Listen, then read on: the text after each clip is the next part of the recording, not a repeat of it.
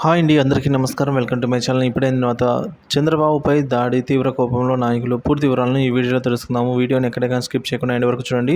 Friends, ఒక విషయానికి వచ్చినట్లయితే ఆంధ్రప్రదేశ్లో 2024 ఎన్నికల్లో సైతం ఒక్కసారిగా రాజకీయాలను హీటెక్కించేశాయి.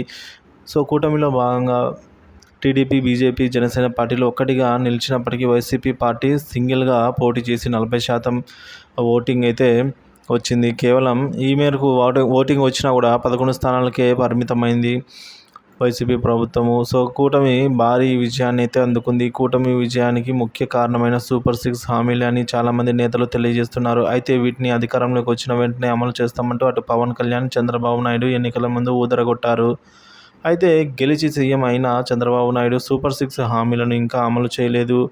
హామీలు అయితే చెప్పాము, బడ్జెట్ లేదంటూ అసెంబ్లీ సమావేశాల్లో తెలిపారు. దీంతో వైసీపీ నేతలు సైతం అప్పుడే ట్రోల్స్కి సైతం గురి చేస్తూ ఉన్నారు. ఇప్పుడు తాజాగా వైసీపీ మహిళా నేత సీనియర్ ఎన్టీఆర్ రెండవ భార్య లక్ష్మీ పార్వతి కూడా ఏపీ సీఎం చంద్రబాబు పైన ఫైర్ అయ్యారు. తాజాగా ముఖ్యమైన ప్రముఖ ఛానల్కు లైవ్లో మాట్లాడిన లక్ష్మీ పార్వతి గారు సూపర్ 6 హామీలపైన మాట్లాడుతూ చంద్రబాబు నాయుడు జీవితంలో నిజాలే చెప్పరు, ఆయన ఎప్పుడు అబద్ధాలే చెప్తారు అంటూ తెలుపుతోంది.